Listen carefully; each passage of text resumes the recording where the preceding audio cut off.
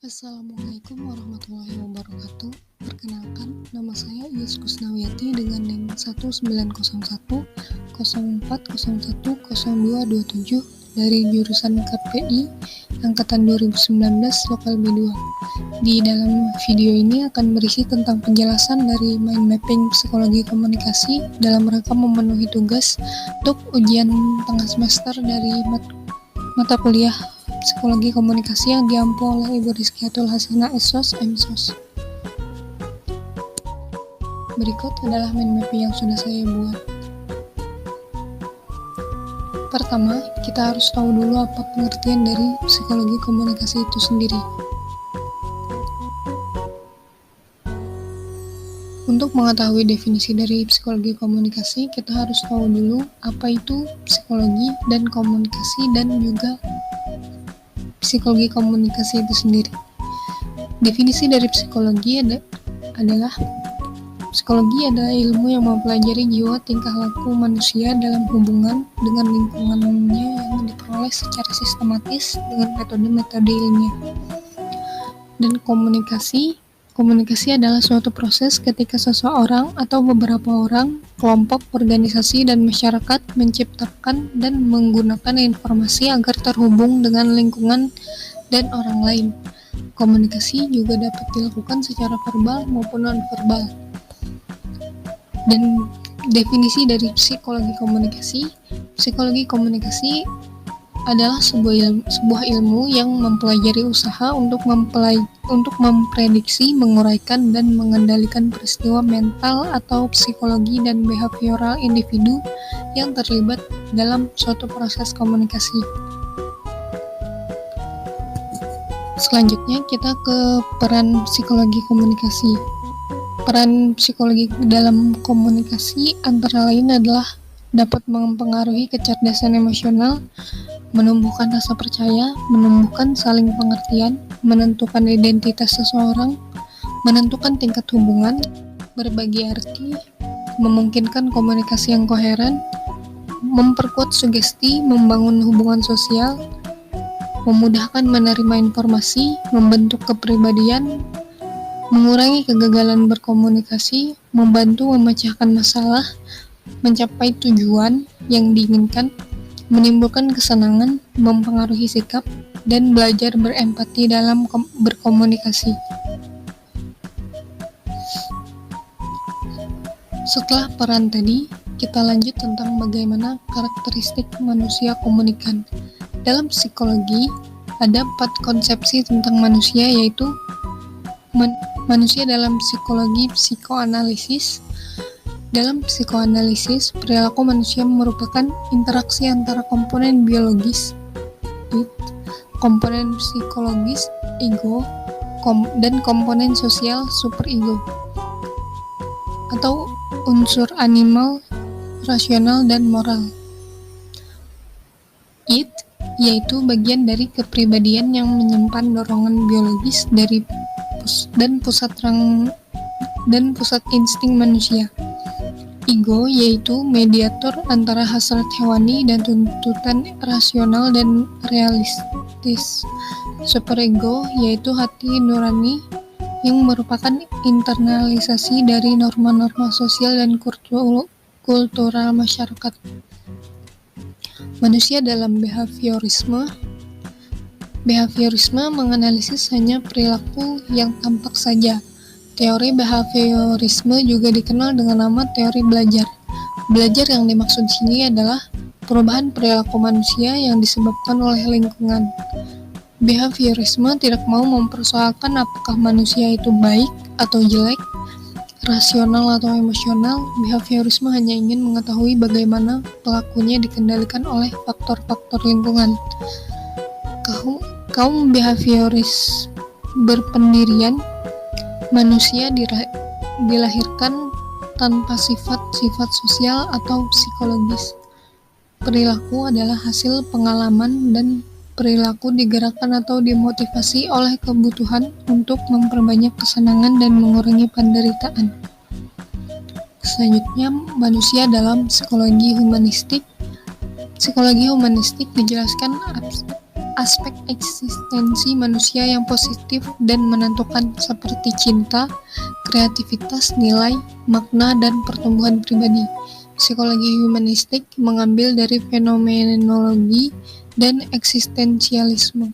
Fenomenologi memandang manusia hidup dalam dua kehidupan yang dipersepsi dan diinterpretasikan secara subjektif. Adapun eksistensialisme menekankan pentingnya kewajiban individu pada sesama manusia. Kemudian yang selanjutnya manusia dalam psikologi kognitif. Dalam psikologi kognitif, manusia dipandang sebagai makhluk yang selalu berusaha memahami lingkungan dan makhluk yang selalu berpikir atau homo sapiens.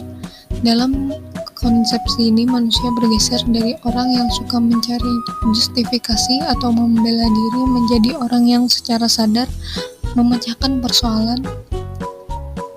Perilaku manusia dipandang sebagai produk strategi pengolahan informasi yang rasional.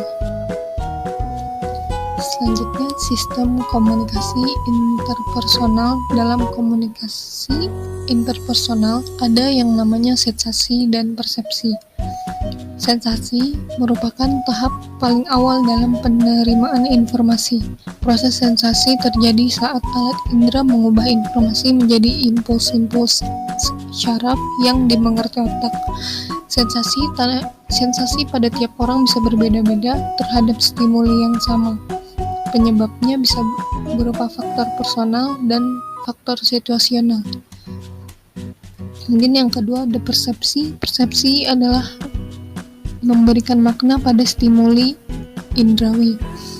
Sensasi adalah bagian dari persepsi. Dengan sensasi, manusia dapat memperoleh pengetahuan baru dan mengubah sensasi itu menjadi informasi. Faktor yang mempengaruhi persepsi ada dua, yaitu faktor fungsional, faktor struktural, dan perhatian. Selanjutnya ke peran motivasi dalam komunikasi. Sebelum masuk ke peran motivasi, kita harus tahu dulu apa pengertian dari motivasi itu sendiri. Motivasi merupakan respon seseorang terhadap sejumlah pernyataan mengenai keseluruhan usaha yang timbul dari dalam dirinya agar tumbuh dorongan untuk bekerja dengan tujuan yang dikehendakinya tercapai. Ada dua jenis motivasi yang ada, yaitu motivasi yang berasal dari internal dan motivasi dari eksternal. Motivasi juga dipengaruhi oleh dua faktor, yaitu dari faktor internal dan eksternal. Motivasi memiliki tujuan dan fungsi sebagai penentu cepat atau lambatnya suatu tindakan, menyeleksi perbuatan, dan menentukan arah yang ingin diraih. Selanjutnya, peran motivasi dalam proses komunikasi. Salah satu fungsi komunikasi adalah sebagai motivasi. Komunikasi dapat menjadi suatu motivasi melalui penjelasan yang dilakukan oleh para motivator. Semakin pandai seseorang mengkomunikasikan suatu hal positif, tentu akan semakin baik jiwa motivatornya. Dengan adanya motivasi dan disampaikan dengan komunikasi yang jelas, maka akan memberikan dampak atau energi positif bagi yang melihat dan mendengarnya. Dan sebaliknya juga begitu. Berarti peran motivasi dalam komunikasi begitu penting, salah satunya untuk membantu memberikan dampak kepada para pendengar.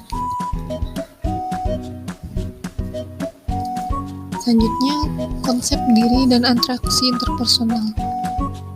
Atraksi interpersonal itu adalah kesukaan kepada orang lain, sikap positif, dan daya tarik seseorang.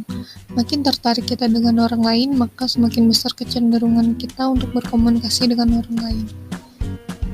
Konsep diri didefinisikan secara umum sebagai keyakinan, pandangan, atau penilaian seseorang, perasaan dan pemikiran individu terhadap dirinya yang meliputi kemampuan karakter maupun sikap yang dimiliki individu. Konsep diri adalah cara pandang secara menyeluruh tentang dirinya yang meliputi kemampuan yang dimiliki, perasaan yang dialami, kondisi fisik maupun lingkungan terdekatnya. Dengan atraksi dan konsep diri ini sendiri adalah konsep diri yang positif akan akan berdampak pada perilaku komunikasi interpersonal yang positif juga, yaitu melakukan persepsi secara lebih cermat dan mengungkapkan petunjuk-petunjuk yang membuat orang lain menafsirkan kita secara cermat pula.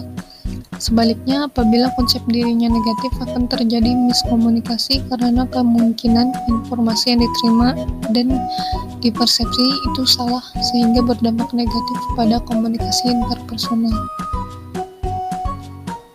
Sekian dari saya. Terima kasih. Wassalamualaikum warahmatullahi wabarakatuh.